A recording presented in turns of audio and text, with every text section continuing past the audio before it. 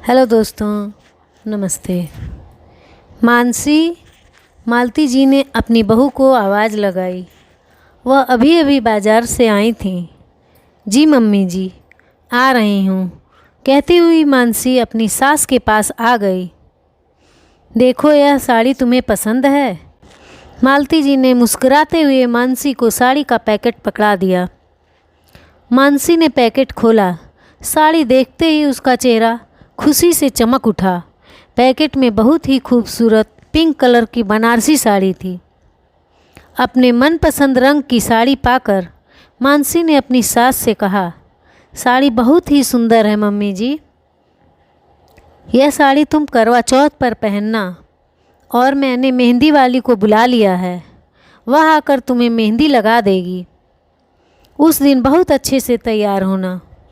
मालती जी ने मानसी को प्यार से देखते हुए कहा, तुम्हारा पहला करवा चौथ है।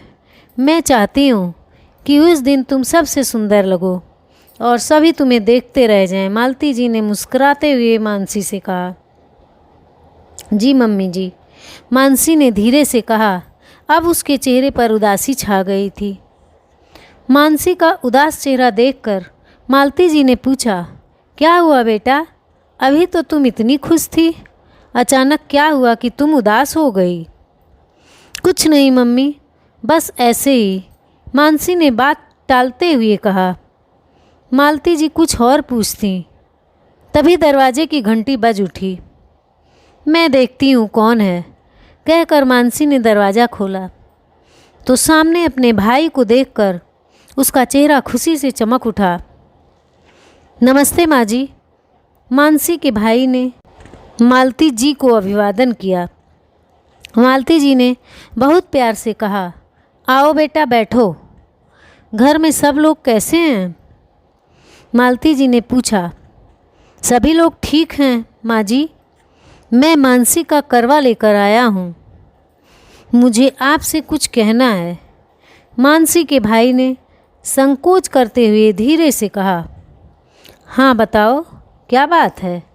तुम इतने परेशान क्यों लग रहे हो? मालती जी ने पूछा। माँ जी, हम लोग नथ नहीं बनवा सके, उसने धीरे से कहा। मानसी भी सिर झुकाकर चुपचाप खड़ी हुई थी। उसके चेहरे पर डर साफ दिखाई दे रहा था कि अब पता नहीं उसकी सास क्या कहेगी। वैसे मालती जी बहुत अच्छी हैं, पर नथ मायके की होनी चाहिए, इसलिए मानसी डरी हुई थी। नथ? मालती जी ने आश्चर्य से पूछा। तुम लोगों से नथ बनवाने के लिए किसने कहा था? मालती जी ने मानसी की ओर देखते हुए पूछा। मैंने कहा था मम्मी जी, मानसी ने धीरे से जवाब दिया। पर क्यों? मैंने तो तुमसे कुछ नहीं कहा था, मालती जी ने गंभीर मुद्रा में पूछा। मानसी ने आश्चर्य से अपनी सास को देखा और फिर धीरे से बोली, मम्मी जी, शादी में मुझे नथ नहीं मिली थी। जब यहाँ आने पर सब लोगों ने मेरा चेहरा देखा तो ताई जी ने कहा कि बहू को नथ नहीं मिली है, यह करवा की पूजा कैसे करेगी? नथ तो मायके की ही होती है। उस समय आप वहाँ नहीं थीं। मैंने बिना आपसे पूछे मम्मी से कह दिया कि मुझे नथ बनवा कर दीजिए, पर पापा की बीमारी के कारण मम्मी नथ नहीं बनवा सकी, मानसी ने धीरे से जवाब दिया। मालती जी का चेहरा गंभीर था। उन्होंने कोई जवाब नहीं दिया। मालती जी को चुप देखकर मानसी डर गई। मानसी, तुमने मुझसे क्यों नहीं पूछा? अब तुम्हारी शादी हो गई है, अब तुम्हें जो चाहिए वह हम लोग देंगे, तुम्हारे मम्मी पापा नहीं। उन्होंने अपना फ़र्ज पूरा कर दिया है। उन लोगों से किसी चीज़ की फरमाइश करना तुम्हारे लिए उचित नहीं है। तुमने उन लोगों से नथ के लिए कहकर अपने ससुराल वालों को शर्मिंदा किया है।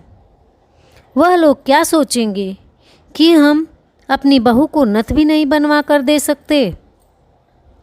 पहले तुम्हें मुझसे या अपने पति से पूछना चाहिए था। तुमने दूसरों की बातें सुनी और स्वयं निर्णय ले लिया। तुम्हारे इस निर्णय से तुम्हारे माता पिता को कितनी मानसिक पीड़ा से गुजरना पड़ा होगा, तुम्हें इसका शायद एहसास भी नहीं है। तुम्हारे इस बेवकूफ़ी के लिए मुझे तुम्हारे माता पिता से क्षमा मांगनी होगी। मालती जी ने कठोर शब्दों में मानसी से कहा। मालती जी की बातें सुनकर मानसी और उसके भाई के चेहरे पर मालती जी के लिए सम्मान और श्रद्धा के भाव उभर आए। माँ जी, आप क्यों माफ़ी मांगेंगी? माफ़ी तो मानसी को आपसे मांगनी चाहिए। मानसी के भाई ने मालती जी से कहा। मुझे माफ़ कर दीजिए मम्मी जी, मुझसे गलती हो गई। आज के बाद मैं अपने मन की हर बात आपको बताऊंगी, तभी कोई निर्णय लूँगी। मानसी ने मालती जी से कहा।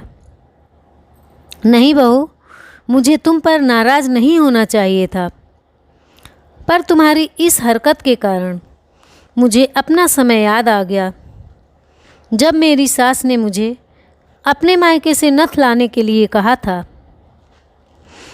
जब मैंने उनसे कहा कि बिना नथ के भी तो करवा चौथ की पूजा हो सकती है, तो उन्होंने नाराज़ होते हुए कहा कि नहीं हो सकती, और साथ में यह भी कहा कि नथ मायके की ही होनी चाहिए। और मुझे मजबूर होकर अपनी माँ से कहना पड़ा। उस समय मेरे मायके में आर्थिक तंगी थी, फिर भी मेरी माँ ने मेरे लिए नथ बनवाई थी। मैंने उसी समय यह निर्णय लिया था कि मैं कभी भी अपनी बहू के मायके वालों को ऐसी स्थिति में नहीं डालूंगी जिससे उन्हें किसी तरह की कोई परेशानी हो, और तुमने वही परेशानी उन्हें दे दिया, इसलिए मुझे गुस्सा आ गया था। मालती ने अपने गुस्से का कारण बताया। यह सुनकर मानसी को अपने भाग्य पर गर्व महसूस हो रहा था कि उसे इतनी अच्छी ससुराल और इतनी अच्छी और समझदार सास मिली हैं। तभी मानसी के ससुर वहाँ आ गए और उन्होंने मालती को एक पैकेट पकड़ाया। मालती जी ने वह पैकेट मानसी को दिया और कहा, देखो इसमें क्या है। मानसी ने जब वह पैकेट खोला तो उसमें एक बहुत ही बड़ी और सुंदर सी नथ थी, जिसे देखकर मानसी और उसका भाई एक दूसरे का चेहरा देखने लगे। मानसी के चेहरे पर खुशी की मुस्कुराहट साफ दिखाई दे रही थी और वह अपनी सास से लिपट गई। मालती जी ने बहुत प्यार से मुस्कुराते हुए मानसी को अपने गले लगा लिया और कहा, नथ के बिना पूजा नहीं होती, यह तो ठीक है, पर नथ मायके की हो या ससुराल की, इससे क्या फ़र्क पड़ता है। धन्यवाद।